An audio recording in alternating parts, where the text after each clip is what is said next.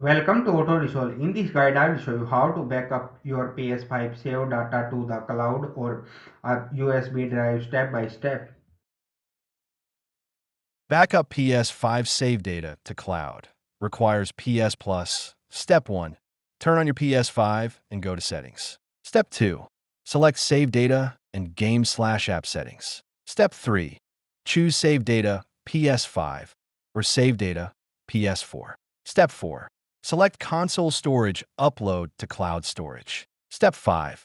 Pick the game saves you want to back up and press Upload. Backup PS5 save data to USB drive. Step 1. Connect a USB drive to your PS5. Step 2. Go to Settings, Save Data, and Game/App Settings. Step 3. Choose Save Data PS5 or Save Data PS4. Step 4.